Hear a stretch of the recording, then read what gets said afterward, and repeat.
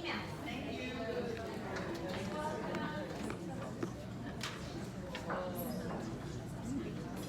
Thank you again to Dr. C. Jalal and me. So I have the pleasure of introducing Ray. Indira and I and Mariella were introduced to Ray by Ali a few months ago, and when we left that meeting, we were in awe. We were like, wow, we're so lucky to have Ray be interested in speaking to us. He is so knowledgeable, and we were just like, oh no, we can't have anyone else. We need him to come talk to our living beings and provide the information. So I'm going to read his bio. So Ray Mirzabegian founded the California chapter of Realm of Caring Foundation. He launched an organic cannabis tinctures company called Complementary, strictly catering to the medical cannabis patients in California. He is also the president of CW California Inc., which is the official distributor of Charlotte's Web CBD, along with several other leading CBD products. Ray has helped over 14,000 clients and has been able to collect valuable observational data over the last several years, which he uses to create unique cannabinoid therapies.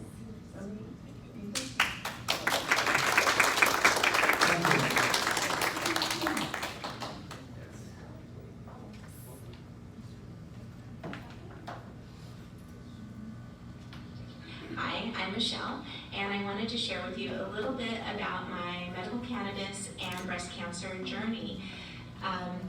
I was diagnosed with stage 3, highly aggressive and high-grade breast cancer in May of 2014.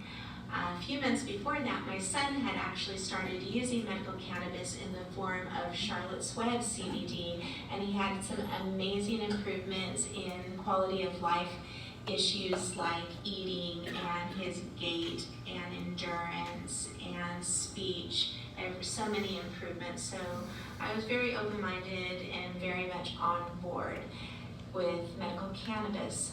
Now, in my life prior to kids, I had been an oncology nurse, and I was lucky to have a great relationship with the doctors that I used to work with, and they became my medical team, and they were all on board for the use of medical cannabis, and we consulted with Dr. Bonnie Goldstein for her guidance in dosage and what the ratios should be. My very good friend Ray, he created an oil that was a 1-to-1 ratio for me. Unfortunately, because my cancer was so aggressive, I had to begin chemotherapy before the oil was ready. And the goal of my chemotherapy wasn't to be disease-free at the end of it, but to actually just have a smaller, more manageable tumor. And then we were going to do some surgery, and then we were also going to do radiation with it. And so the first 2 rounds of chemo were, even with all my oncology knowledge and all the pharmaceuticals available, it was incredibly difficult to get through. The nausea, the GI symptoms, you know what they are, and the bone pain from the white and red cell boosters that you get later.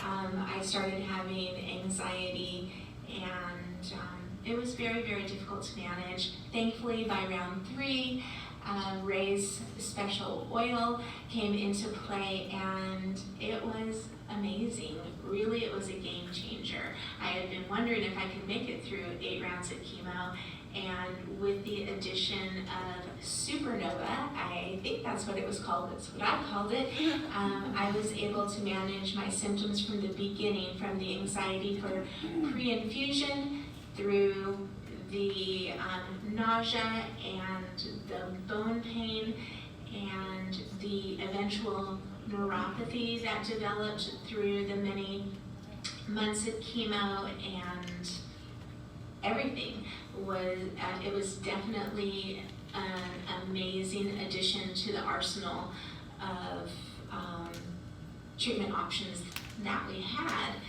now finished my chemotherapy. I had my double radical mastectomies and node dissection, and went in, and to all of our surprise, my pathology report was no evidence of disease, NED. It was written at the very top, and the most beautiful 3 letters you're ever going to want to see, right? No evidence of disease. Well, my case was taken to the tumor board and discussed, and they decided I didn't need to follow up with radiation after all of that because there was no evidence of disease, which is amazing. At the tumor board, they did debate a little bit about the addition of supernova and what role did it play in it. Did it help with the chemosensitivity of the tumors? You know, no one's gonna say for sure, but in my opinion, it definitely did. I had such an amazing outcome, so much better of an outcome than anyone expected, and definitely my symptoms were more effectively and easily managed than with the other pharmaceuticals that I had been using prior to that. And not only was I able to manage those symptoms, but now I'm also able to manage my post-chemo neuropathies and the fibromyalgia that was kind of re-inflamed from the chemotherapy. And also, because I'm on first Arimidex and then tamoxifen for 10 years, I'm able to manage the side effects of those medications a little bit more effectively also, like the joint pain and muscle pain and things like that come along with the tamoxifen and estrogen blockers. So I'm a firm believer in medical cannabis, and you've got Ray telling you all about it. He's an amazing pioneer in all of this, and I credit him with everything that I know about medical cannabis, and he has improved because of him, and people like him. We've been able to improve the quality of my whole entire family's life, mine and my son's, and I highly encourage you to investigate whether this would be something that would be a good addition to your journey. And on your journey, I wish you all the happiness and health and the highest quality of life for this life that you're living. Thank you so much for letting me share my journey. Thank you.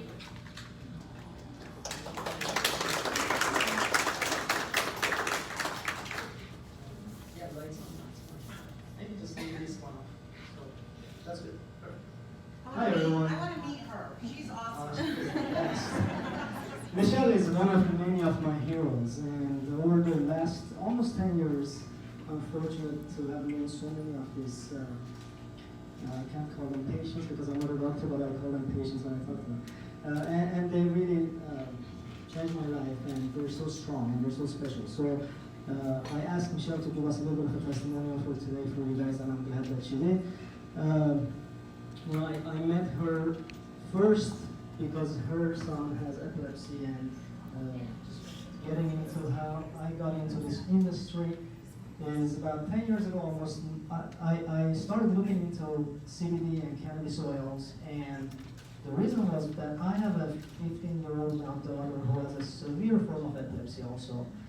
And it's a type that's called Dravet syndrome, and these kids have about 120 seizures a day, every day of their lives. And so we were, at the time, just at the end of it, and all the doctors were basically telling us to go home and look into hospice care and prepare yourself psychologically. And at the same time came a couple of documentaries. One particularly was on CNN by Dr. Sanjay Gupta, and it was about cannabis called weed. And it was about this little girl in Colorado whose name is Charlotte. And she had the same exact diagnosis as my daughter, which is called Dravet syndrome. And she was given this specific strain of CBD by 7 brothers who grow cannabis in Colorado called the Stanley Brothers. And it almost immediately stopped her seizures, or reduced it by 50%. And So I'm watching this on CNN, and at the time I'm a college professor, and I had an extreme anti-cannabis policy in my classroom. Probably kicked out about 40 guys just because they smelled like it. And I'm just telling myself, like, I was hopeless, and this was a spark of hope, and I'm telling myself and my wife, do we really want to look into this? Is this something we're going to do? And sure enough, we decided to because we had no other choice. It was, we were desperate. And I walked into, at the time, this is 2012, so not too long ago, I walked into good 250 dispensaries in California, everywhere from Oakland to San Diego, and I looked for what's called CBD. At the time, nobody knew what it was. It was sort of undiscovered, even though it was, but the dispensaries didn't really know what it was.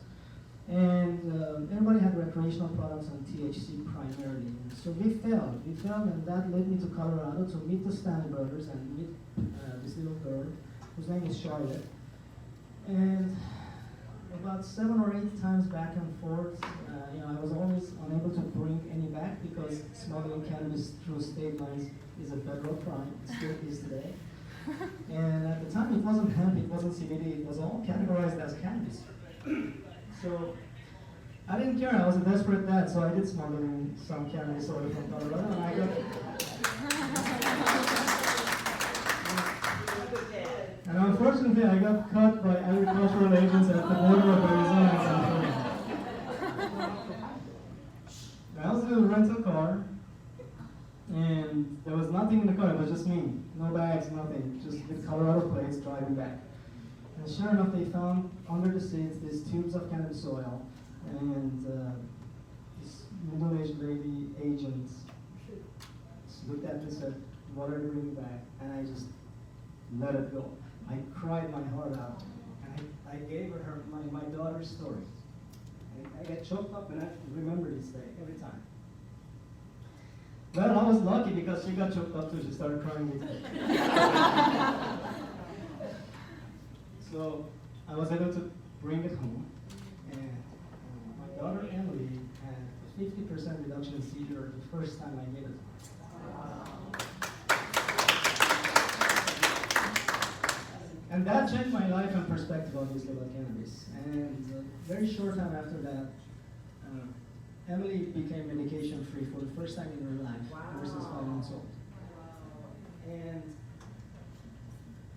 quality of life increased, just like anybody like Michelle will tell you, these kinds of programs are quality of life programs. The purpose of trying natural medicine like cannabis oil is to improve the quality of life, and so that you're able to battle what it is you're battling. In our case, Emily's story became very popular. It ended up in documentaries on Time Magazine and National Geographic and so on. And it brought on a surge of clients and pediatric patients who wanted access to the same oil. And that was the reason why I decided to change my career and get into this field of, one, helping the right people make cannabis oils or CBD available in California. First for my daughter and everybody else who was calling. And second, to educate not only the public, but the people who are in the cannabis business themselves, the bartenders and the dispensary owners and so on. Because even today, there are great mega stores. Cannabis is legal, and we have some beautiful shops and very nice people who are working there. But the medical education isn't there. You cannot go into a dispensary and ask a bartender, you're doing chemotherapy or your child is having a seizure and what you should take.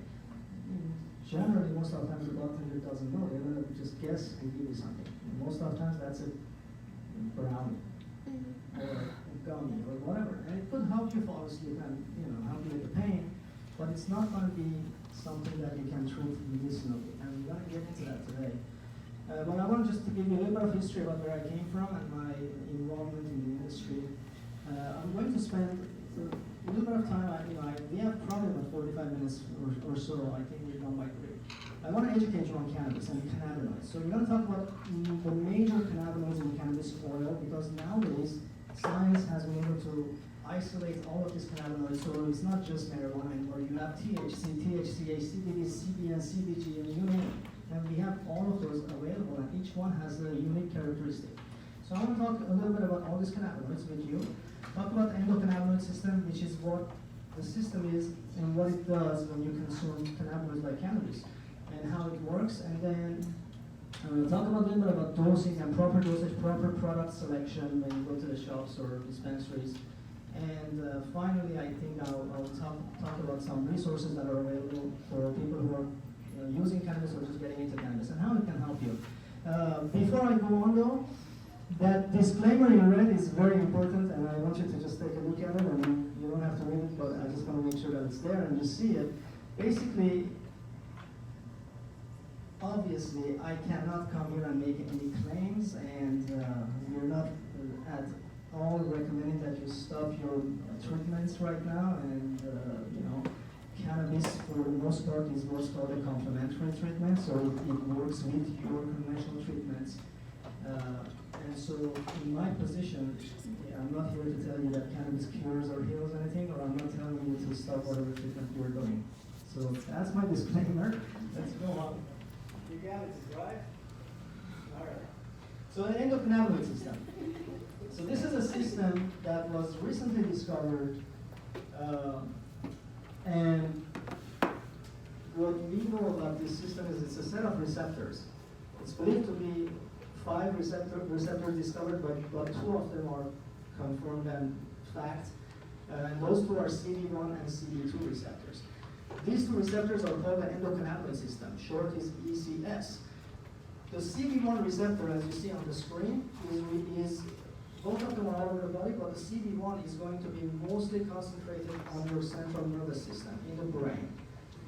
The CB2, on the other hand, is more peripheral in your organs and eyes and peripheral organisms mostly. So these receptors are there, and when you consume cannabinoids like THC or CBD, they bound to these receptors. And when they bound to these receptors, they sort of activate these receptors. The most or easiest way of saying what happens when these are activated is anti-inflammatory, neuroprotective, antioxidant. Those 3 terms cover a lot of symptoms. And those 3 terms, by the way, are patented by the US government a long time ago for cannabis. So if you go and put patents US government cannabis, they'll tell you cannabinoids are antioxidant and neuroprotective. So what we are going to do is we're going to tell you what happens when you consume CBD oil or THC oil or any of the cannabinoids and you activate your endocannabinoid system. The most common term to describe this is homeostasis. So basically what that means is it balances your body's ability to transfer information through the cells. And cannabinoids are responsible for creating homeostasis. And this is perhaps the reason why so many different conditions and symptoms go under what can cannabis help you with. There's people who have MS, people who have epilepsy, fibromyalgia, migraines, cancer, so many testimonials out there, autism and so on, that have claimed cannabis to be very helpful. And so, looking at the screen, all those categories and those 3 boxes you're looking at fall under anti-inflammatory, neuroprotective, and antioxidant. And so that's what you're going to do by consuming cannabis daily. Now, easier said than done, right? So cannabis covers a whole term of a lot of different cannabinoids that have different effects. Some make you psychoactive, some don't. Some make you euphoric and hallucinogenic, some don't. Dosage, do I eat a cookie or do I eat a gummy bear? Should I vape or smoke a joint? Topical versus tinctures. There's so many questions, and each one will work differently. So let's dive into it a little bit. The first major cannabinoid that I want to talk about is CBD. It's gained a lot of popularity recently. There is CBD everywhere now. You can go to a bar and they'll make you a CBD-infused tequila shot. I'm serious, it's really good. So, recently CVS, Walgreens, Kroger's, these big chain companies all are tapping into the CBD business, and they all carry some sort of a CBD product. Very soon, I believe that the federal government will reschedule CBD to make it, somewhat pharmaceutical versus non-pharmaceutical version of CBDs that are available. But what is CBD? Cannabidiol. So it's the non-psychoactive component of the cannabis plant. What that means is it doesn't make you high. You don't really feel anything in the head area. You don't get a head high. It is perhaps, in my opinion, one of the most effective and strongest natural anti-inflammatories. And what that means is if you have anything that's happening, any symptom that's due to inflammation, well, that's almost every symptom, right? Then it can definitely help you, which is why CBD is everywhere. You know, CBD can help with a lot of symptoms. But particularly it's known, and a good amount of research comes out of Europe especially, because in the US you cannot do clinical research on this yet, that it can be an anti-nausea or vomiting and anti-convulsant seizures by daughter. In fact, the US government allowed just recently an FDA approved a CBD medicine pharmaceutical called Epidiolex, which you can go to CVS and purchase, and it's approved for epilepsy and seizures. But their clinical data by GW Pharmaceutical was the validity and puts the sort of conspiracy out of it. They did a massive clinical data in UCLA and many other hospitals, UC San Diego, and hundreds of kids. And one thing that was very important to see, because clinical data is something that medical community always seeks. You know, if I go to a doctor and say, hey, CBD helps my child with epilepsy, well, where's the data? It hasn't been clinically researched. And now it has. And that thing was, there was no adverse side effects. The side effects that they posted, and they went extremely high doses, was explosive diarrhea, loss of appetite in some cases. And my daughter has been on Epidiolex, and I control the support group for Epidiolex with 1,000 members. We haven't had any of those symptoms reported by any of them yet. But the data also was important because it proved that there is a neuroprotective characteristic with CBD. Clinically tried through the FDA process on hundreds of children who experienced reductions in their seizures. And so what is neuroprotective? It rebuilds your nervous system function. It regulates your neural activity, sort of. So if my daughter had an EEG that showed a lot of spikes, CBD got rid of those spikes. Not seizures necessarily, just irregular brain activity or brain waves. So it is a neuroprotective, it is an anti-inflammatory, helps with shrinking tumors. There is one study that's sort of like an FDA level study, not in the US, that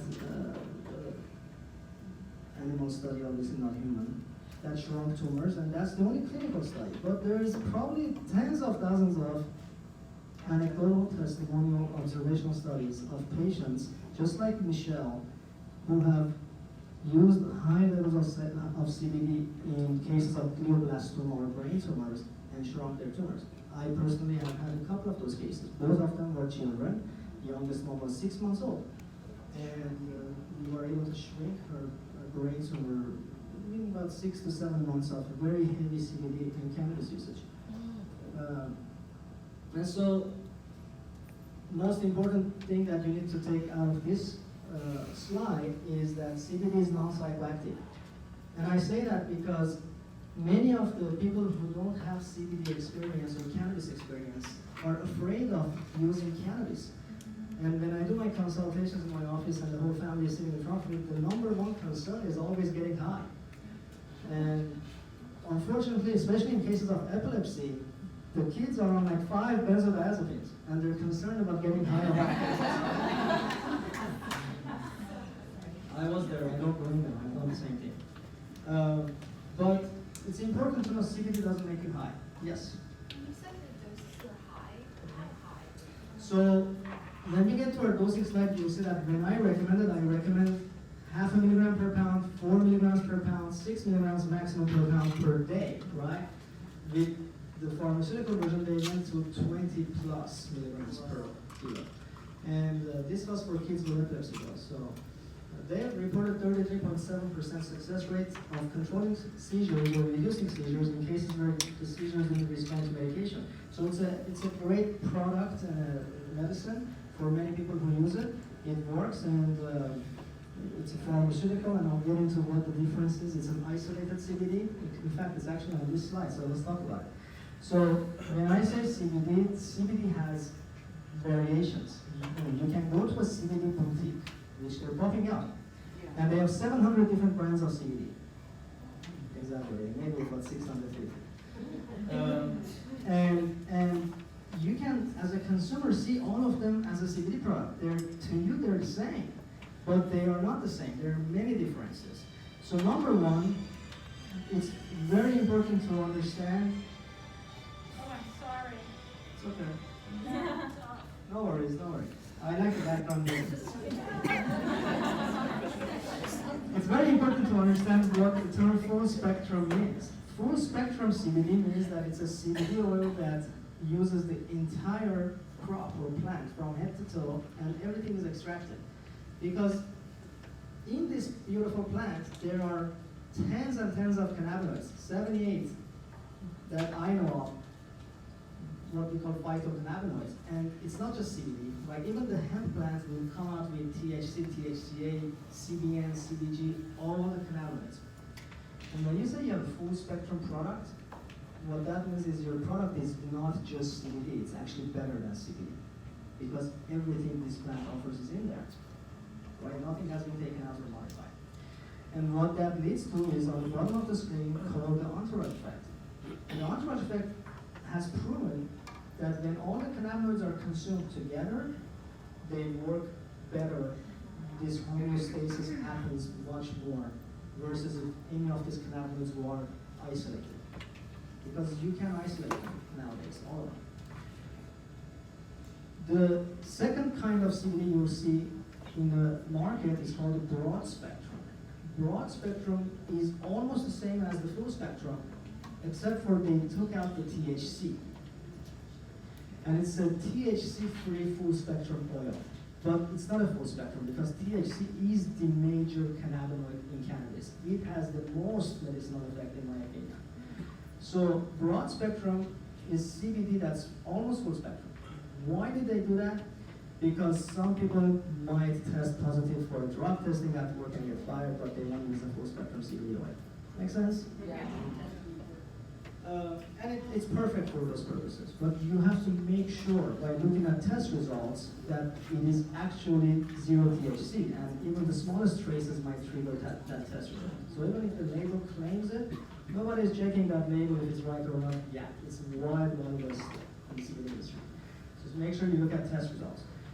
The third option is that pharmaceutical grade product. It's called an isolated CBD, which basically means it's just CBD. There's nothing in there besides CBD. Perhaps the reason why they have to go up to those high levels to see some kind of an effect is because the other cannabinoids are not there. I'm just guessing that. But for us who have been helping other clients use cannabis oils, especially CBD oils, full spectrum has been the most successful. Isolated, for me personally and my clients, has failed almost every time. And so I would definitely suggest, unless you work for Boeing or federal government and you might get fired, definitely and only use full spectrum CBD oil. And so I'll say it again, if you go to the shop and it says full spectrum, it doesn't necessarily mean that it is, because no regulating agency is regulating to see if this label is actually what's in the bottle.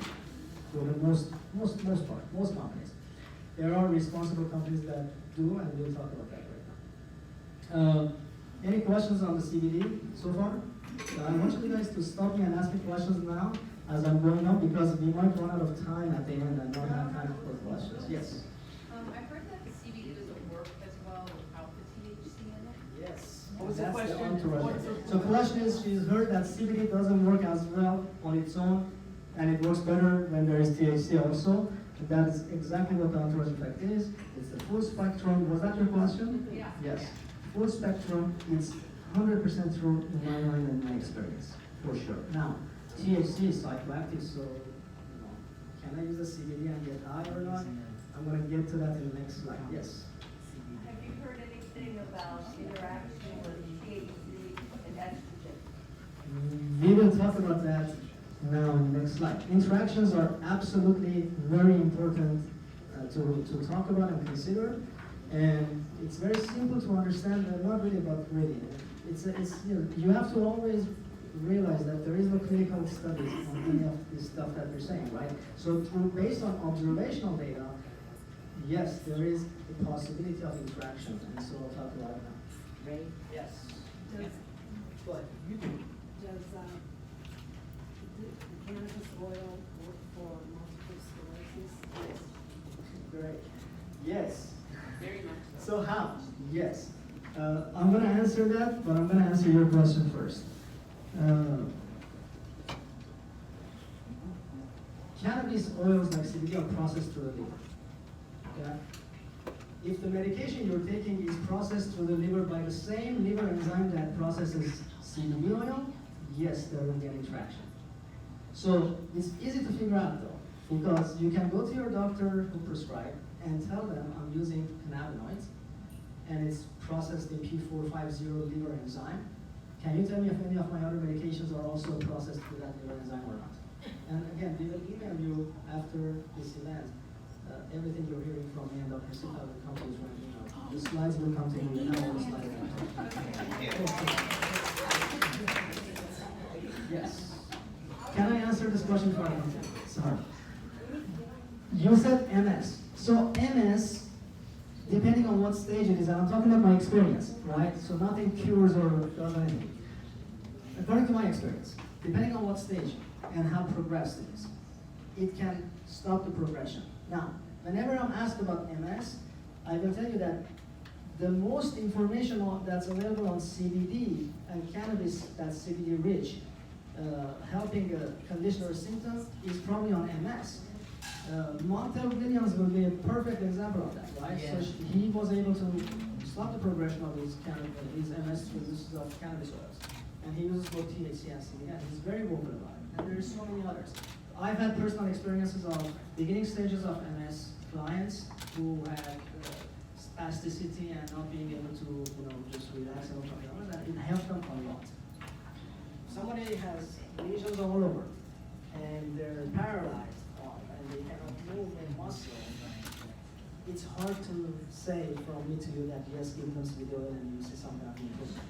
I'm not saying you won't. I'm saying that this is a much tougher case, right? So if I was in that position, knowing what CBD is at least, having it be neuroprotectant and anti-inflammatory, I would take it. I mean, what do you have to lose? What are you going to lose? Right? Non-psychoactive, no side effects. Yes.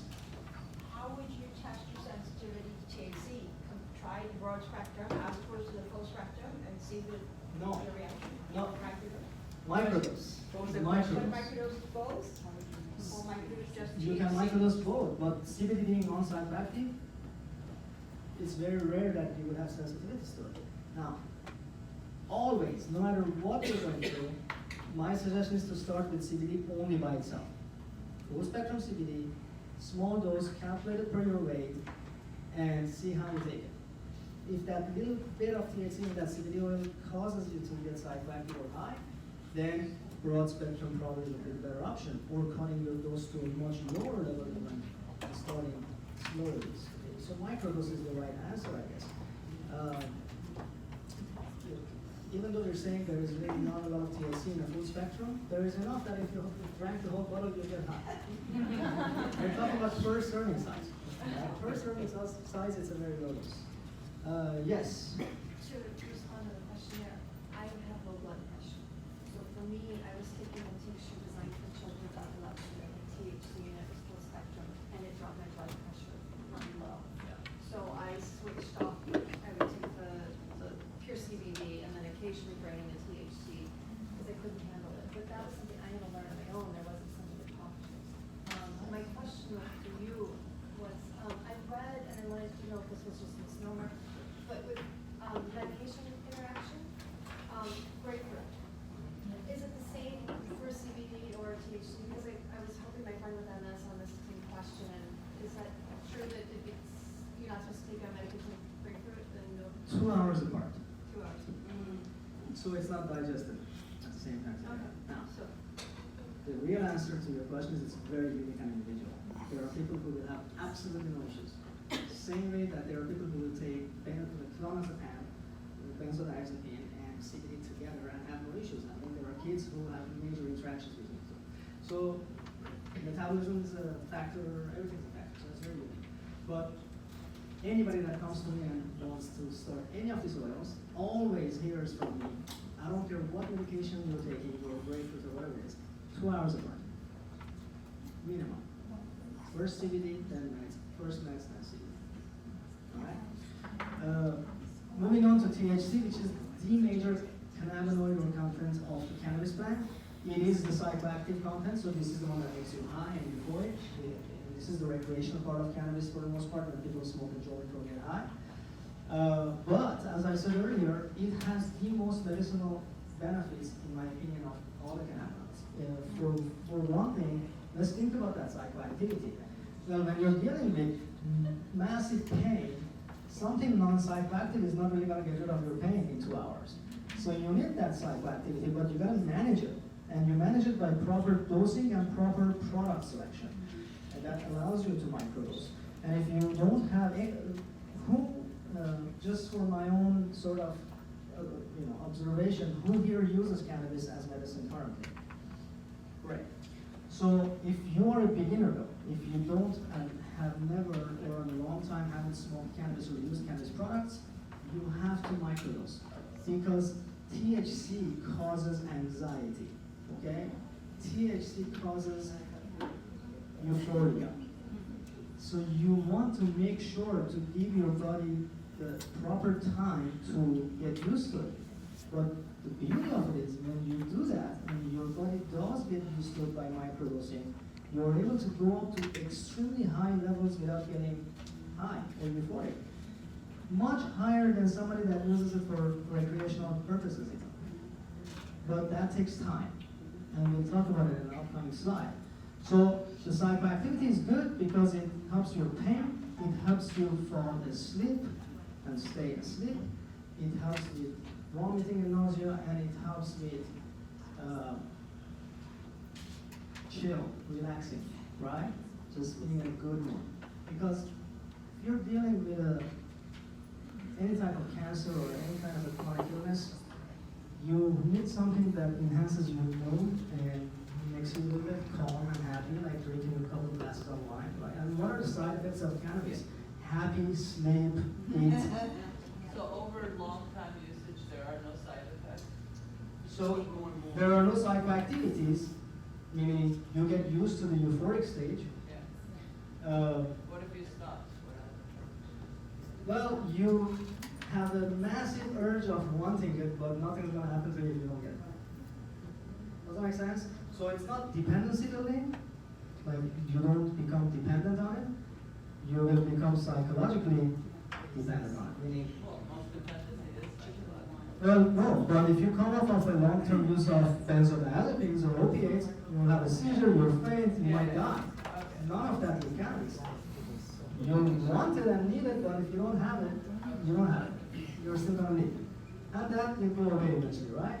So, is it addictive?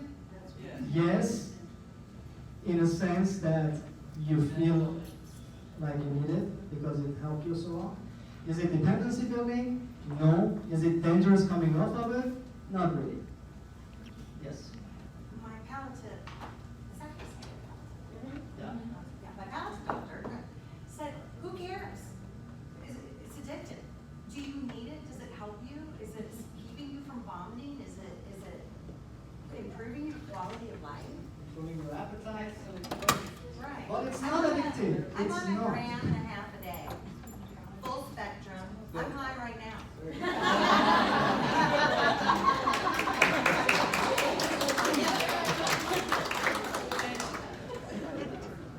I've been using it for 3 years, and there are days where I feel great, so I don't need it, and my body does.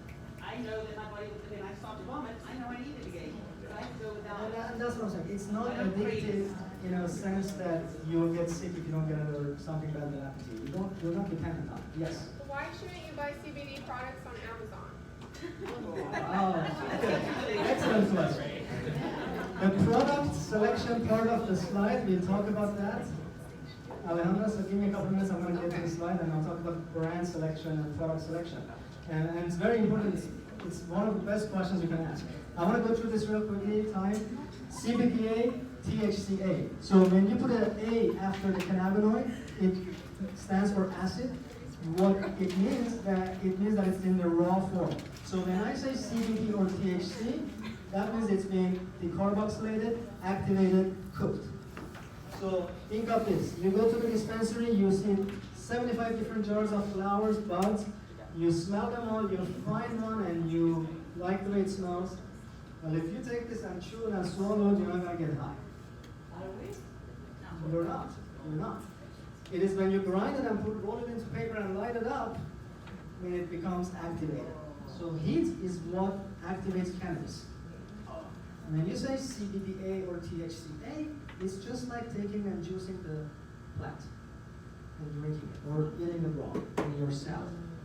And those cannabinoids and isolates are available now, and they each have very unique characteristics. So we have CBDA products, THCA products too, and other cannabinoids. So what CBDA has been used for, some of the same things as you see, but it helps in psychosis, definitely antibacterial. So very important to know about THCA and CBDA. And I primarily give it or recommend it to clients who have nausea and vomiting for chemo, after chemo breaks. CBDA, THCA, perfect. It really helps almost every time. So you can use your CBD oil, you can use your THC oil, and then you can add a CBDA oil for times when you're nauseous. All right? So it's not just one product necessarily, it's like a whole medicine cabinet of different cannabinoids. And each one will do something different for you. Did you have a question, Anna? Yeah, so I have a lot of patients that come in and ask why would CBDA be more effective for breast cancer rather than CBD? Could you explain why? Yes, I will. So, absolutely, great question. I don't know why this noise comes from some of my slides. Some of my slides are noisy. But THCA, same thing, yeah, anti-nausea especially. If somebody wants to use THC and reap the benefits of THC, but they're afraid of or they cannot get high or psychoactive, it's a great option because it is a THC molecule. It does have a lot of those THC benefits also, anti-inflammatory for pain. But it's not psychoactive. So you're looking at a THC product that is not psychoactive. It's not going to make you high. It's raw THC basically. And so sensitivities we were talking about, maybe something to try instead of the THC product. Both THCA and CBDA have to be kept cool in the refrigerator or freezer because heat activates them, right? So over time, light or heat might change them to THC or CBD. Alejandra, I'm coming to your question. CBN is the other cannabinoid. So CBN is short for cannabinol. Again, it's something that we have now as an option in isolate, and it's referred to as the sleep cannabinoid. We came up with it because our autism and epilepsy community kids, like my daughter, need help sleeping or falling asleep. And this is a major symptom, problem that we have in that community. And so for many of them, CBN has helped fall asleep. And so if you're having insomnia or difficulty falling asleep, it is a cannabinoid that's available to try.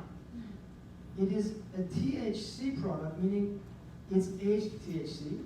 So if THC crops were ready in 3 months to be harvested and you didn't harvest them, you let them go for another 3 weeks extra or more, that THC component turns into CBN. The CBN percentage comes up. So it's sort of like aged THC. And this molecule helps you fall asleep. So that product is also available now in a tincture format. We mix it 1-to-1 ratio with a CBD oil. So it's 1 part CBD, 1 part CBN. And so you're getting a neuroprotective, anti-inflammatory, and a sleep aid all in one product.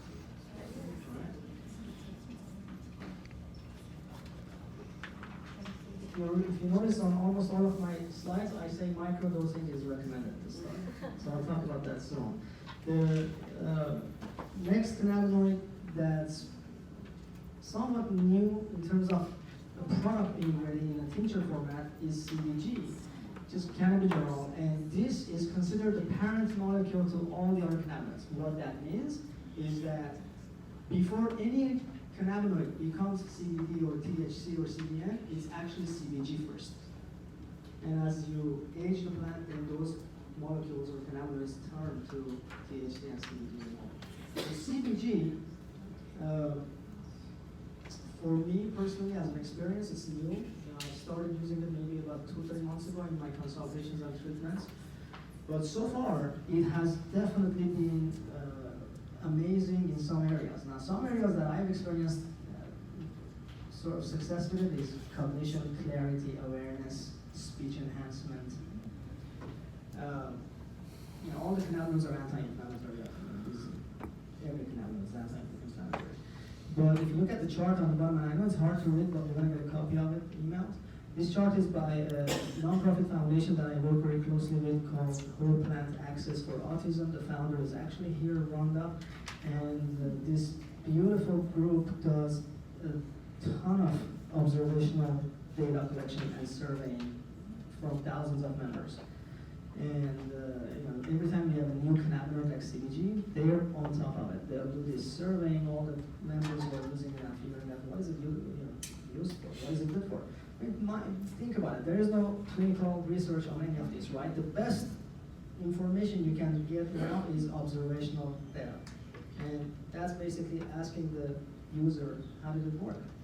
Was there any side effects? Was it helpful in what areas, what symptoms? And so we have a good amount of observational data from their group and our own group. And it's something to consider, especially for members or consumers who don't see benefits from other cannabinoids. So if you use CBD and you use THC and it's just not working for you, this is a whole different cannabinoid and it might work very differently for you. And so I would definitely tap into it and microdose with it. The cannabinoids generally are anti-tumor, anti-cancer cell. I know it's hard to say this because we cannot make claims, but everybody like Michelle and I have a ton of people that I've helped who have testimonials like her.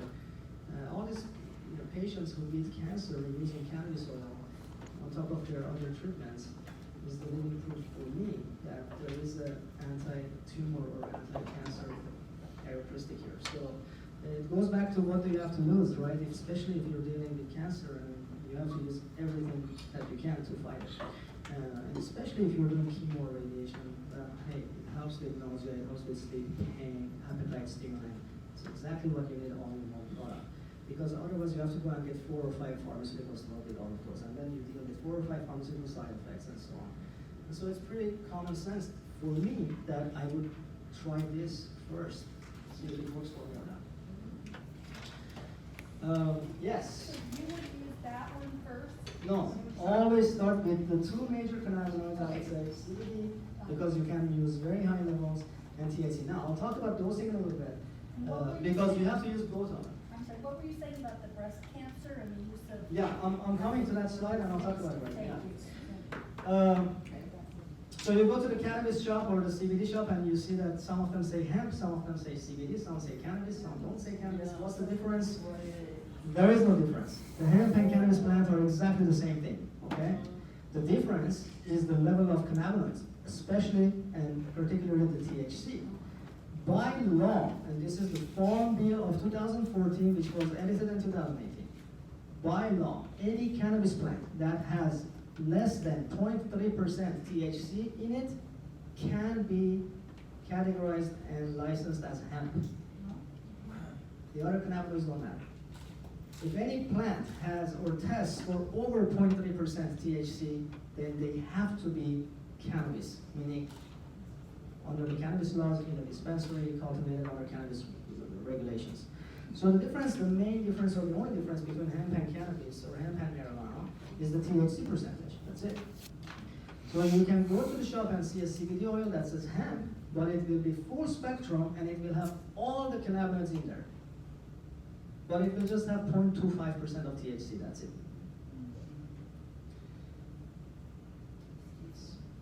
But if it's not full spectrum and you extract the CBD or THC, then it doesn't matter, right? Well, hemp is full spectrum. Hemp is full spectrum. It just naturally has less THC Right, percentage, as a right? plant. As a plant. But if you extract it to make tinctures Yes, or oils, you're getting- it doesn't really matter. Well, it does, because even if it's a hemp, meaning even if it's legally hemp, not cannabis, you drink half of that bottle, you get high, because there is THC in there, right? It's small. And what you're saying, and I think what I understand What I'm is, trying to say is if you get a little jar bottle and it says X amount of THC, X amount of CBD, it doesn't matter whether it comes from this plant or that plant. not at all, as long, well, It's a percentage. in the- correct. But it's not just CBD and THC, right? There's 78 other cannabinoids in there. So if you're saying a full spectrum, that means it has everything in there. And it has It's a little bit different, different. and it has terpenes in there, which we'll talk about also. So there is two different plants, Hemp, cannabis. different Yes. plants, the leaves and all is different. No, they look the same, they smell the same. Everything's the same. You don't see that, if you go to a hemp farm, like the Charlottesville hemp farm, you'll smell the cannabis from 2 miles before you get there, and then you'll see that it's a cannabis plant. The only difference is that it has less THC percentage. Naturally, that plant has less THC percentage. That's natural. Yeah. It hasn't been touched. Yes. Is it legal therefore to take hemp across state lines? Yes and no. So hemp is now shipped nationwide, 50 states. The Farm Bill allows that because these companies have hemp licenses from the Department of Food and Agriculture, from the American Herbal Association, so on and so forth. So under those laws, yes, they are. But federal government still considers CBD as a Schedule 1. So if this hemp plant or hemp product has CBD in there, now it's federally legal. But that doesn't mean you cannot take it from state to state. As I said, it's being shipped all over the place. Remember, CVS is carrying it now, and Walgreens and everywhere, right? They are acting under the hemp bill, not the federal government's policy right now. We're all in this industry waiting for the federal government to reschedule CBD. This thing is going to happen very soon because big corporations are involved now. So the only difference between these two was the THC percentage, and now I want to get into how all of this can help with treatment and the complementary treatment for cancer. When I have a client that comes to me and is battling cancer and they ask about cannabis oils, the first question I ask them is, are you doing chemo and radiation or other treatments also or not? Is cannabis the only thing that you're doing? And there are some people who are anti-chemo or not, they're just afraid of it or they don't believe in it. The answer to that question will point me to different treatment recommendations. So if you are doing chemo and radiation, the primary purpose of cannabis oil that I will recommend to you is to combat the symptoms of chemo and radiation. All right? That means your chemo is going to cause pain and nausea and vomiting and insomnia and loss of appetite. Well, we're going to try to help you with those symptoms using cannabis oils. Now, that's my first recommendation. If you want to do aggressive cannabis treatment on top of your chemo, you can. I will advise you to absolutely inform your oncologist. Make sure that they know this is what you're doing, because there could be interactions. Not only that, if that's what you want to do, then I'm going to give you a very heavy dose of cannabis, which means you're going to be high for a while. And your oncologist should know what to contribute your drowsiness and sleepiness and all that stuff too. So it has to be a team effort in this case. Now, let's talk about those two options and how that works. If you're going to use cannabis as a complementary treatment, then we're talking about microdoses. It's very easy. There is absolutely no overthinking with it. I'm going to give you a THC tincture and a CBD tincture. And you're going to use them separately, and you'll use very small doses. THC will be used when it's needed, when you feel nauseous, when you can't sleep. You don't have to even use it every day. And CBD is going to be used every day as it's neuroprotective anti-inflammatory. this treatment, I don't expect for this to do anything to your cancer. I don't expect it to shrink your tumor or kill your cancer cells or any of that, because we don't even know if that happens. But it will help with your symptoms, and it will make it easier for you to go through chemo, right? Just like Michelle said, an experienced. Michelle was on very heavy doses of cannabis, so we both think that cannabis did the job. The other side of it is if you come to me and say, either I'm doing chemo but I want aggressive treatment, or I'm just gonna do alternative. I'm gonna do cannabis and Gersons and all the other stuff out there, right? And so in that case, you start with a very heavy load of CBD and small dose of THC, but advised to increase every 4 days until you get to a very heavy dose of THC also, because we're gonna slowly try to build tolerance. And what that means is you'll start working towards getting to either a 2-to-1 or a 1-to-1 ratio of 500 milligrams of each of these cannabinoids per day. 500. Yeah? So you'll start slowly and go up slowly until you can reach 2-to-1, which means 250 THC, 500 CBD, or 500, depending on how aggressive you have to be. Okay? And I'll show you a dosing chart so you'll have a good visual of it. But this protocol is for cases where either, as I said, there is no other treatment, or other treatments fail. Unfortunately, when people come to people like me, we are the last resort. They tried and failed everything, now they're coming to cannabis. Don't let it be that way. I think it should be the first resort. But if that's the case, where you have failed everything, or everything has failed for you, then you don't have time sort of. So then we get very aggressive. We work towards that 1-to-1 ratio at 500 milligrams a day. Sometimes this protocol is referred to in the industry as Rick Simpson's therapy, or RSO, right? So basically, it means 1 gram of cannabis a day for 90 days. That's what Rick Simpson's therapy is. And that 1 gram is a 1-to-1 ratio. Nowadays, it used to be all THC, and it was 500 milligrams an average. So we're going to try to do that. It's an aggressive case. Was that my time? 10 minutes. And so, as an alternative treatment, as we talked about already, and I'm going to go through this very fast, pain relief, sleep aid, anti-nausea, and definitely for appetite stimulation, because that is a common symptom. So this here is primarily why every person that's dealing with cannabis, regardless of chemo or not, should be using, not cannabis, chemo, should be using cannabis, right? I mean, this is it.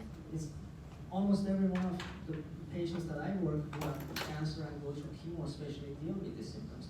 And something as simple as a cannabis oil, a couple of drops under your tongue can help with all of this stuff.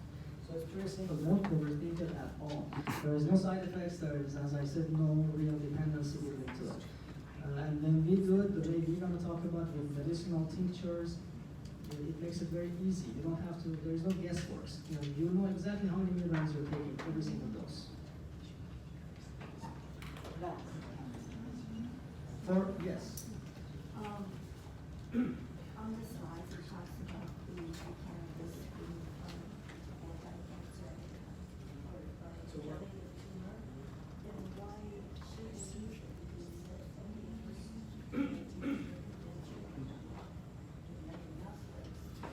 Excellent question. So if it's anti-tumor and anti-cancer, regardless of you're doing chemo or not, why shouldn't everybody use it? I mean, that's what it does, right?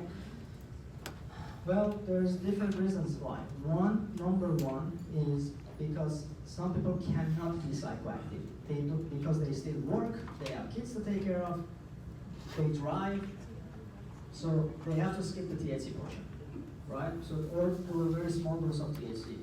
Second reason is their oncologist is not on board. The oncologist says, if you're gonna do that, I'm not gonna treat you anymore.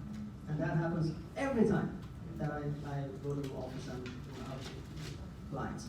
So these are the unique cases. Other than that, you're right. Every person who's dealing with cancer should use both cannabinoids, yes. So now I'm going to speak from experience. One doctor told me to use CBDA and THCA. I couldn't find CBDA or THCA, so I tried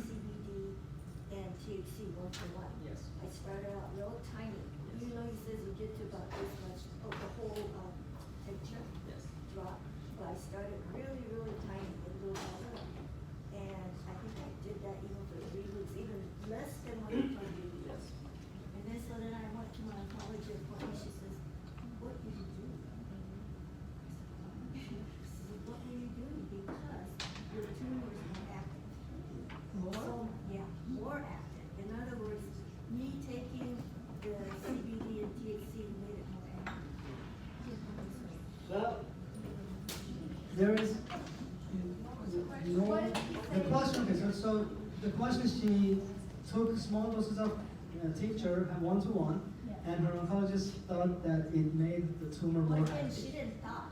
Said It showed up in my blood test. the tumor is more active. Yeah, well, she thought it's because of the cannabis oil, is what I'm saying.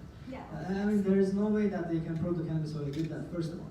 Well, because I've never been up so hot. I understand. It's always like this, and all of a sudden I understand. The other thing that I'll say to that is, I don't know what product you are using and what other components were in there.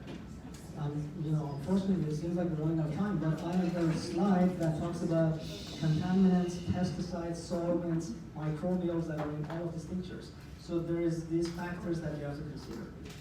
Product selection is very important. This slide, to answer your question, Alejandra, this is how the CB2 receptor, part of our endocannabinoid system that we talked about, can help with breast cancer. I will send you through email this slide so you can look into it and research it.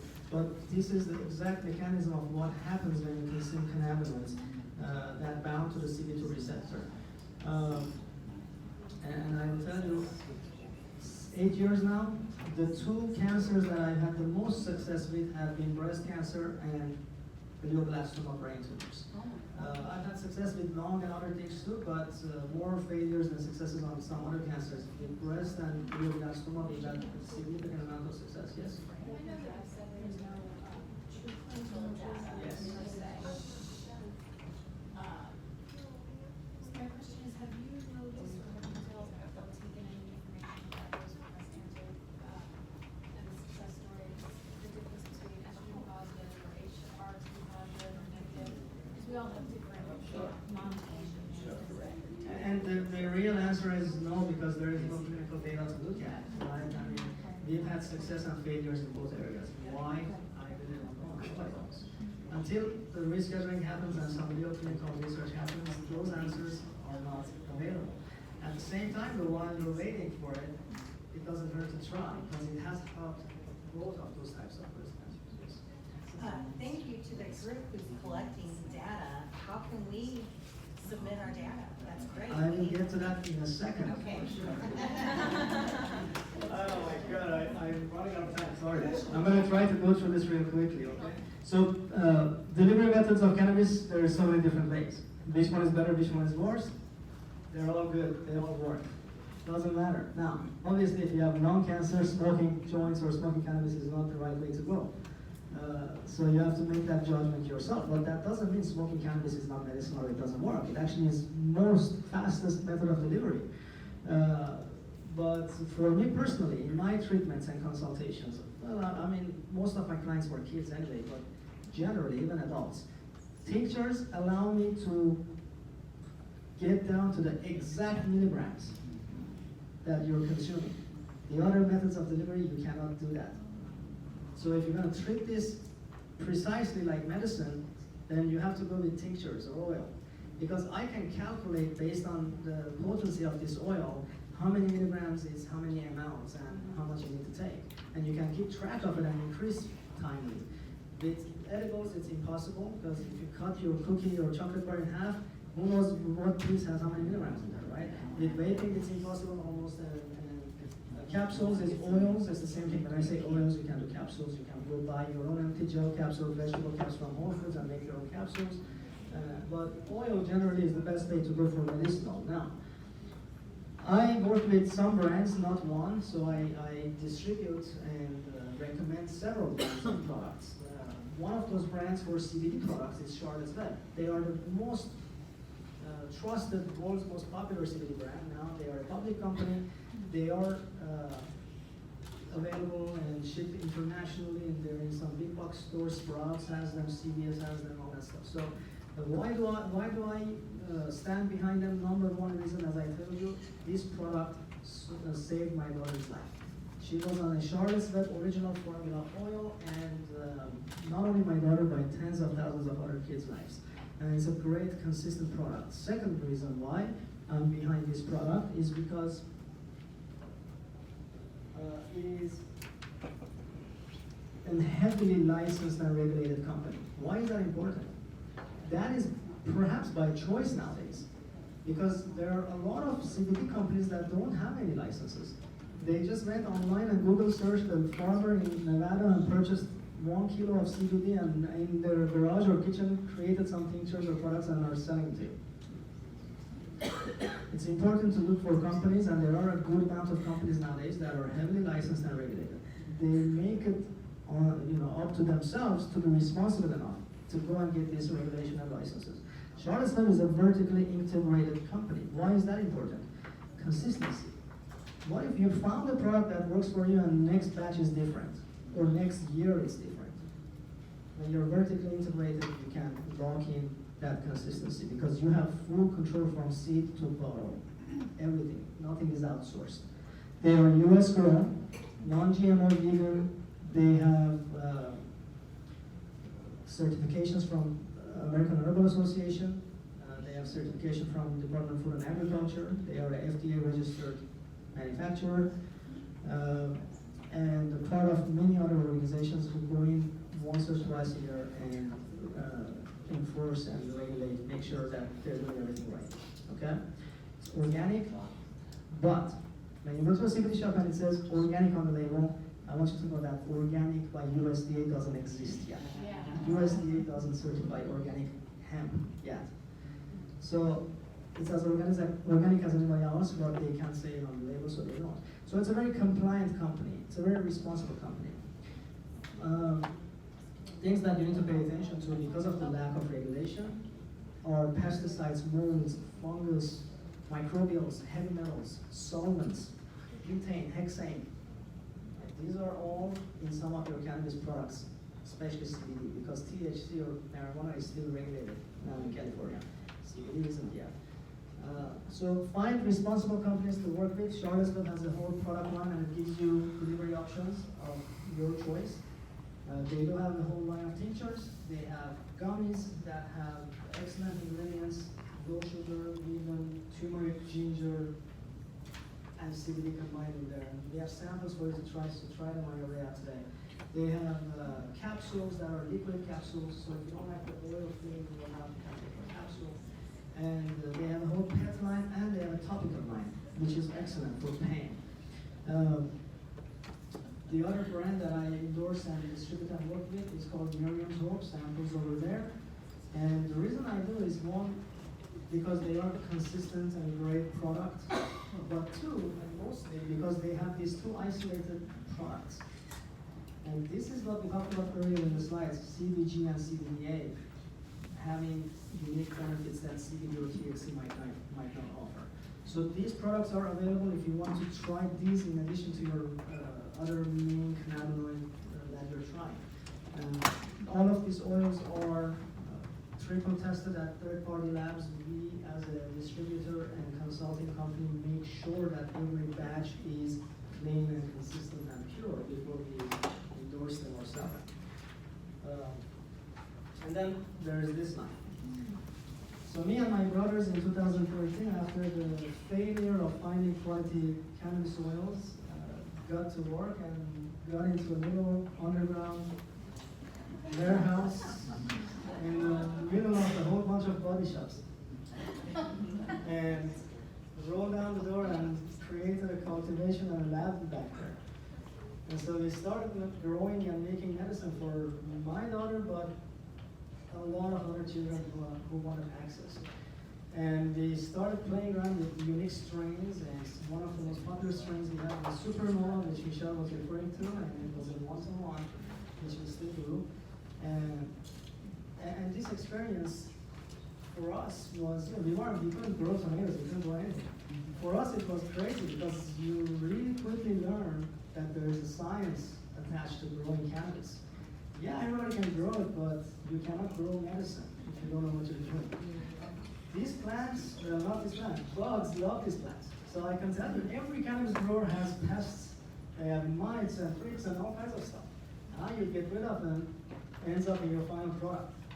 It's extremely important to look at what state your cannabis oil or CBD oil is coming from and what is allowed in those states. Because California regulation is stricter than Colorado, for instance, in terms of what pesticides they can or cannot use. And so these are the details that somebody like me who evaluates products and quantify products looks at. And so Caniatric is a product line of THC oils primarily that are available now legally, fully licensed in California, and they offer some unique options. By the way, our Caniatric efforts ended up in a Time documentary, and when I email you these slides, there will be a link with it for you to watch. And this documentary was about not only us, but groups like ours who are helping children who wanted access to cannabis at a time where cannabis was not regulated or legal. So it was very illegal what we were doing. And we ended up on this documentary called Hot Kids. And so I'll send a link to you to watch it. It's pretty fascinating. But Caniatric gained a lot of popularity through these media channels. This is the current line of Caniatric products, and I want to point out to you the one on the top right, THC 10. This product is very unique because it's a 30 ml tincture that has 10 milligrams per ml of pure indica THC in a MCT coconut oil. When you break that 10 milligram to 0.1 ml, now you're taking 1 milligram of THC. So it allows you for microdosing, to do microdosing. If you do even less than that, meaning 0.005, now you just put half a milligram of THC. It is very hard to do microdosing with most of the recreational products that are out there, the vapes and the edibles or even the oils that are out there. So a beginner cannabis user always starts with that when they talk to me, because I will calculate at 1 milligram at a time, 8 hours per dose, and then increase every 4 days. So in 4 days, you're gonna go to 2 milligrams. 4 days after that, you're gonna go to 3 milligrams, and so on. And you do this until you get to 250 milligrams eventually, if you're doing cannabis therapy for cancer. It takes about 2 months to get to that. Once we get to that, then we go 90 days full on, like heavy dose. And I'll talk about that in dosing. The second product next to it is an advanced THC user, and it's 1,500. So this one has 300 milligrams in the whole bottle.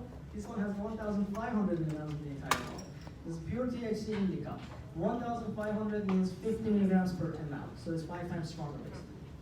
The one next to it is that raw THC, like juicing THC, it's a THCA, excellent for nausea.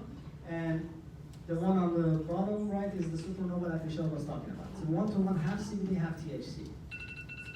CBD and are 18-to-1 CBD. So hemp CBD, less than 0.3% THC, cannabis CBD, much more THC in there. That's the difference, okay? The newest product we came out with was the CBD and CBN, which was the sleep cannabinoid. So cannabinol, and that's for nighttime, about 2 hours before bedtime, to help you fall asleep. All right, so this is the current line of Caniatric cannabis that are available in some dispensaries. This is a product you will have to purchase from a legal licensed dispensary. The hemp CBD products we talked about can be mailed to you next day, no problem. You can buy it in many locations, your chiropractic office, Sprouts, as I said. But these products have to be sold in a dispensary, so if you go to caniatric.com, you see a locations link which will open up all the stores that carry it.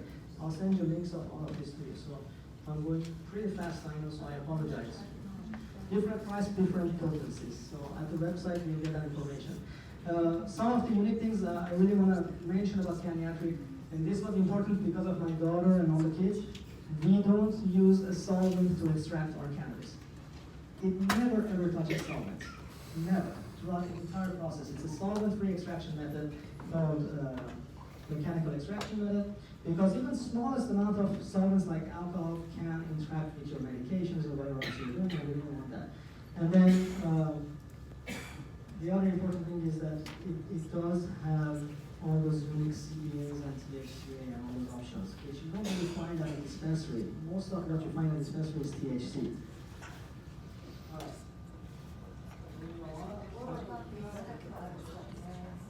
Yeah, those were the hemp CBD, that CBG and So do they use solvents? alcohol. Oh, Yeah. so it's better not to get. Well, the final product is solvent-free, but it has parts per million that are allowed. Solventless doesn't have those, okay? This, when I send it to you through email, is test results and how to interpret test results.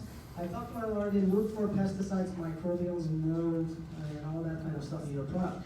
When you go to a THC shop or a cannabis shop to buy a product, ask them for a certificate of analysis. Don't buy the product without it. If the company is not responsible enough to give you a COA, then don't use that product.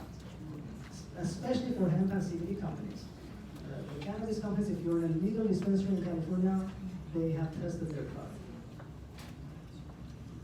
And I'll end on this. I know we're out of time. Am I good?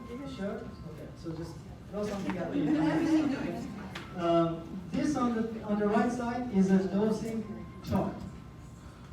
Dosing chart for both CBD, THC-10, and THC-50. The CBD, as I said, we start from 100, we work it up to 500 milligrams per day. 500 milligrams of CBD per day for 90 days is my minimum required for this treatment. The THC, if you're a beginner user, you start with the 10. If you're an advanced user, you start with the 50. And once you get to the bottom, which is 50 milligrams per dose, then we up it to a stronger oil, which will allow you to take 250 or 500 milligrams of THC per day. Now, how do you do this? You take your CBD 2-3 times a day because it's non-psychoactive. You can handle it. You can still function. You take your THC beginning from nighttime only before bedtime until you get used to that euphoric effect and you build tolerance. And then you start taking it in the daytime, once in the morning, once at night.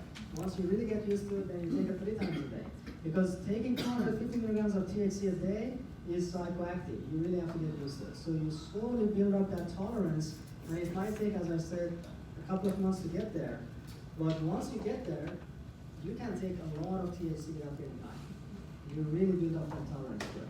All right?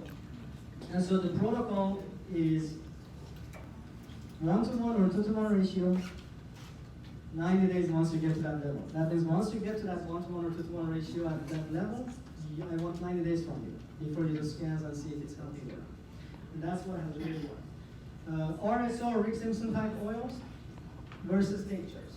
Is there a difference? Is one better than the other? This is an ongoing sort of dispute online. Cannabinoids are going to do their job. Cannabinoids are cannabinoids. If you're taking 500 milligrams of CBD through a tincture versus 500 milligrams of CBD through a full extract, you're taking 500 milligrams of CBD. The difference is your 500 milligrams of CBD had a lot of olive oil or coconut oil in there. So maybe that will become an issue for you. Maybe that will cause diarrhea or something else. And if that is the case, which is rare by the way, then it's better off you take what's called FECO, which is full extract cannabis oil. And if you're going to do the RSO or FECO, then it's the traditional half a grain of rice, increase it every few days, and slowly up until you go to 1 gram of cannabis. Easier said than done nowadays. California cannabis regulations have almost made it impossible to manufacture something like this legally because there is a limit of how many milligrams you can have in one product that you sell. So that's why I always go back to tinctures. And again, there's no difference. As long as you're taking the proper amount of cannabinoids and it's full spectrum, it's the same effect. Any questions so far? Yes? My husband's cardiologist, when I threw out this idea of him using CBD, Yes. he said it can cause bleeding. Is that correct? Bleeding? I have never ever heard that. I'll tell you He something. scoffed at the time he said That's fine. So here's the reality of the current situation. Asking your medical doctor about cannabis doesn't make sense because your medical doctor never studied cannabis, right? So I would find medical professionals, doctors, who do specialize in cannabis. And one of those doctors that Michelle also mentioned is Dr. Bonnie Goldstein. She's a published doctor here in Los Angeles County, but she travels the entire world and gives seminars and speeches, and she's spoken in front of Congress several times. Dr. Bonnie Goldstein is the go-to person for this kind of information, and there are other doctors like her within the Los Angeles County that you can go to. So sure, she's an MD, but she specializes in cannabis, right? So if you want to hear it from a doctor, then go to a doctor that knows what they're talking about. Otherwise, don't go to a doctor, because 9.5 out of 10 doctors don't know what they're talking about when it comes to cannabis. What age do you recommend, or would you say is safe to start utilizing it as a pain medication, or, what age do you think is safe? So what age is cannabis safe to start with? My Yes. youngest patient right now is 4 months old. Well, but that's What for does medical different? purposes, so So this Yeah, would yeah. be for medical purposes. Well, It would be legally, in lieu of legally it would have to be Tylenol or- 21. Legally, it would have to be 21. Legally, Okay? okay. Because I've helped so many very young kids use cannabis oils, even at small doses, and have never seen any side effects or adverse effects, that's your answer. So, yes. So if you, at this point, so I was HER2 positive, I know cancer at the moment. So to ward off possible tumor growth and also, I have joint pain, I don't sleep, blah, blah, blah. The other thing is, I've had people try to help me, with pot in general. So I vaped, I smoked, ate a cookie and vomited for 6 hours. Actually, I ate a third of a cookie. And I understand that the dosage is weird. So I'm kind of anti-THC in the sense that it scares the crap out of me because I've had so many bad reactions to it. So the question is just taking CBD as now a preventer plus anti-pain, anti-inflammatory, is that Absolutely. worth it? Yes, full spectrum, because there is that little bit of every other cannabinoid in that. So, for sure, it's a part of the protocol. When you do cannabis treatment for cancer and you're successful at it, and you beat the cancer, then you get on a lifelong retainer dose, and usually that's a full spectrum CBD. And the dose is 1/10 of what we are taking when you are treating, or even less. It's a very, very low dose. And some of my clients who have now are cancer-free are taking their cannabis dose once a week. That's it. So it's just, what are you doing? You're keeping your endocannabinoid system and receptors active. Right? So, yes. Do you have any information as far as metastatic breast cancer? Have you done anything with that at all in your patients that you work with? Yes, I mean, information, there is no information. Right. If you're looking for any more research, there is a bunch of peer-reviewed articles and, medical articles on PubMed that you can look at. But information in terms of have I had success? Yes, I've had success and I've had failures. More failures than success, but I've had success. In terms of cancer treatments, absolutely more failures than success. I contributed because it's the last resort when you come to cannabis usually, but we've had some enormous success, amazing success, which is just miraculous. So yes, I would definitely be open to it. My mom, she's cancer free now, but they're giving her the tamoxifen, and I was wondering if you knew if that had any effects with her taking CBD. It will help her if she takes THC and CBD, 1-to-1, very low microdose, because the side effects are pretty tough, pain and inflammation and so on. So sure, microdose of THC once or twice a day should be very beneficial. Okay? Yes. Yes. Inflammation, anti-inflammatory, CBD, absolutely, full spectrum. Anything that is a primary symptom of inflammation, migraines, absolutely. It's not going to be magical. You're not going to take your first CBD oil now and boom, your migraine is gone. Anytime you try to bring down your inflammation markers naturally, it's a consistent daily long-term treatment. Turmeric, right, ginger. So, same thing with cannabis, although CBD is much faster because it works on a different system than the cannabis system, but you have to be consistent with it, and I have some of my best stories and success stories are migraine patients, for sure. So I would What's the say dosage on the mic or something like that? every condition starts at a calculated low dose and slowly goes up until they find what's working for them. Now, they're treating my inflammation, which means we're not looking for immediate relief. I start at 0.5 milligram per pound per day. And we stay there to see if, after a couple of these weeks, we say, yes. So, just to make sure, if we want to one-on-one with you, is that your contact details? That is my contact information. If you go there or call there, they'll schedule an appointment to talk to me. Yes, that's my office. Your name is what? Great, yes. Yes, guys, just something real quick. Rhonda, I'll come to you in a second. Something real quick before I wrap it up. Somebody earlier asked about resources. There is non-profit foundations that support the cannabis consumer and community. As I said, one of those foundations is the Whole Plant Access for Autism. True, their focus is autism, but they work with a lot of topics around growing your own cannabis, making your own medicine, research based on survey. So that's one resource that you can tap into. Another one that I've been a part of ever since the beginning, I actually launched the California chapter in 2013, is the Realm of Caring Foundation. They offer research. They have an observational research registry and data collection with Johns Hopkins University, with University of Michigan. It's been going on for several years.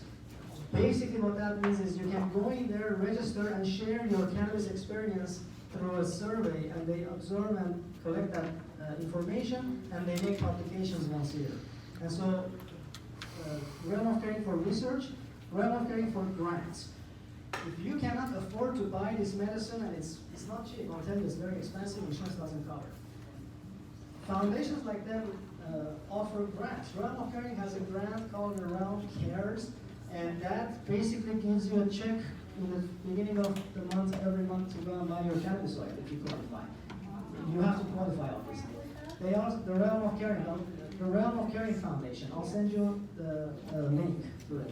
The ROC, Realm of Caring. The other grant they give is if you're living in a state that's not cannabis legal, they give you money to relocate to a state that is cannabis legal. So this is something to look into.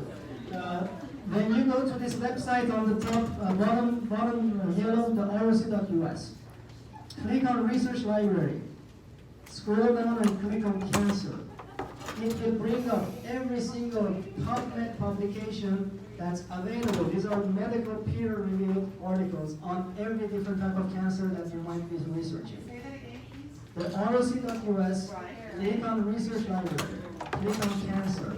It's the best research site, in my opinion, that you can go to. All right? These are some of my heroes that I'm helping and have helped. The pediatric community, some of them have pediatric cancers, some of them have epilepsy, and some others. And again, take our information. If you need a consultation, it's free. Rhonda, you have a question? Yeah, I thought you mentioned that I was just at a conference for cannabis. I was here, and there was a nurse there that works with breast cancer in particular and cannabis, and she was doing some data tracking. There was a question earlier about cannabis causing cancer to grow, and she actually found that certain types of breast cancer, the THC was actually causing it to grow in the women that were using it. So depending on the receptors, it can actually be a problem. So I was looking at her data. In her data, she mentioned ER positive, HR positive, HER2 negative women could not use much THC because if they did, their cancer was actually growing. But the CBD was fine. I just wanted to mention that as well. That's important research. Thank you for sharing. Thank you, everybody.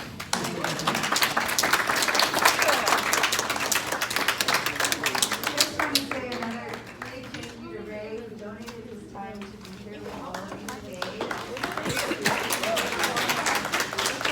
The best informational cannabis people I've ever been to. So thank you so much.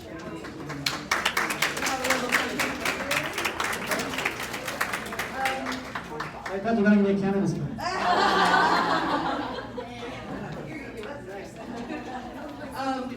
The boxes on your desks were donated also, so please take those, and there's more in the back if you'd like some. Thank you so much to Cookies, who sponsored this room today for us. It was nice. And also, Allie, who is over there. Allie. Oh, she's busy. Okay. Well, just thank you, Allie, on your way out. Thank you, Allie. And help connect us with Ray. So she was an invaluable living beauty today. Thank you, everyone. Have a good Also, side note, just want to say that a lot of these products are available at Cookies as well. You know, Allie brought to my attention that a lot of people see Cookies as a recreational dispensary when they actually have a lot of medical products available. Oh, just mention Living Beauty for parking, $7.